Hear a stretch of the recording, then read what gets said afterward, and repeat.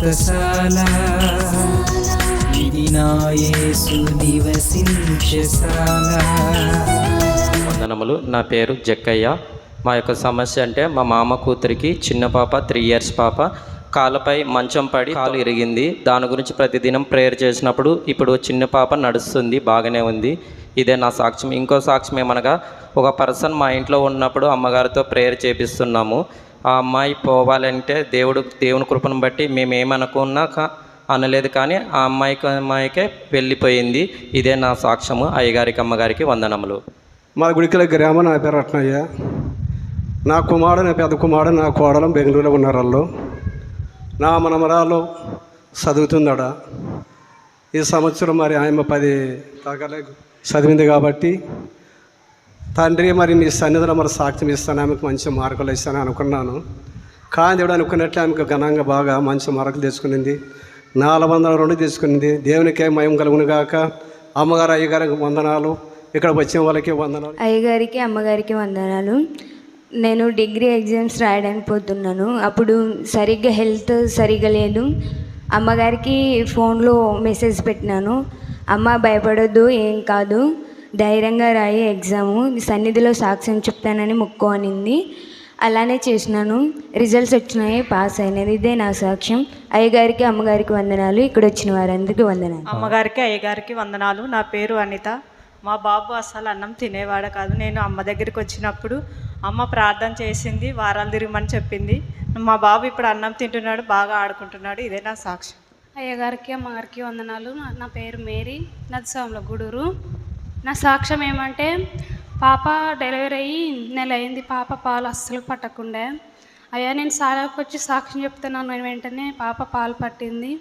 అయ్యగారికి అమ్మగారికి వందనాలు. పేరు రాహేలి, మాది చనుగొండ్ల గ్రామము. నా సాక్ష్యం ఏమంటే, ఒకటే మన శాంతి లేకుండా ఇంట్లో రోదన ఎక్కువ ఉండేది.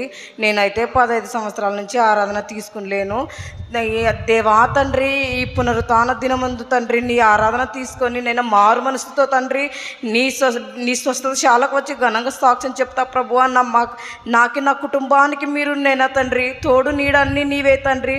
మాకు మారు మనసు అనుగ్రహించి నేను నా కుటుంబానికి స్వస్థత నెమ్మది కలగ చేస్తే తండ్రి నీ శాలకు వచ్చి సాక్ష్యం చెప్తా తండ్రి అనుకున్న వెంటనే ఆరాధన తీసుకున్న వెంటనే దేవుడు నా కుటుంబాన్ని స్వస్థతతో నింపాడు. అయ్యగారికి అమ్మగారికి మరణాత వందనాలు తండ్రి. ఇదే నా సాక్ష్యం. నా పేరు మేరీ, మాది హెచ్కైరవాడి. నా సాక్ష్యం ఏమంటే, పెద్దన్నకు రెండో అన్నకు ఇద్దరికి కొంచెం ఇంటి ఆస్తి విషయాల్లో కొంచెం గొడవలు ఉండేవి. ఆ గొడవల్లో రెండో అన్న కూతురికి పాపకి శ్రీమంతం జరుగుతున్న టైంలో పెద్దన్న వాళ్ళు వచ్చి గొడవ చేసి అంత ఏమైనా అల్లరి చేసి ఇంత చెడగొడతారన్నట్లు నేను భయపడినాను. భయపడితే నేను అమ్మకు ఫోన్ చేసి, అమ్మ ఇట్లా ఉంది పరిస్థితి, పెద్దన్న వాళ్ళు వచ్చి ఏమైనా గొడవ చేస్తారేమో అని భయమేస్తుందమ్మా అని చెప్పి అమ్మకు చెప్పి ఫోన్ చేసి ప్రార్థన చేయించుకున్నాను. అమ్మ నువ్వు సాక్ష్యం చెప్తానని ప్రార్థన చేసుకొని సాక్ష్యం పలుకుతానని దేవునితో తీర్మానం చేసుకోమని చెప్పారు. అమ్మ ప్రార్థన చేశారు. అదేవిధంగా పాపకు అక్కడ ఏ విధమైన ఆటంకాలు ఇబ్బందులు లేకుండా పాపను తీసుకొని వచ్చాం. అన్నవాళ్ళు కూడా ఏ అల్లరి చేయలేదు. అమ్మ నా కొరకు మా కుటుంబం కొరకు ప్రార్థన చేయాలని నేను కోరుకుంటూ ఈ సాక్ష్యాన్ని ముగిస్తాను. దేవునికి వందనాలు. అయ్యగారికి అమ్మగారికి వందనాలు. నా సాక్ష్యం ఏంటంటే, నేను సెకండ్ టైం బాబుని డెలివరీ అయ్యాను. అయితే బాబు విషయంలో చాలా ప్రార్థన చేసుకున్నాము. ఏమనంటే, బేబీ ఒక చోట తల్లి ఒక చోట ఉండకూడదు అని, ఇంకా బాబుకు కూడా సమృద్ధిగా ఫీడింగ్ విషయంలో ఎలాంటి లోటు లేకుండా దేవా నువ్వే కాపాడాలి. ఈ విధంగా ఉంటే మేము హాస్పిటల్లో ఉన్నన్ని రోజులు బేబీ నా దగ్గరనే ఉండాలి. తిరిగి ఇంటికి వచ్చినాక కూడా ఎలాంటి ఆ బాబుకు హెల్త్ ఇష్యూస్ లేకుండా నువ్వే కాపాడాలి అని నేను ప్రార్థన చేసుకుని సన్నిధిలో సాక్ష్యం చెప్తాను అని అనుకున్నాను.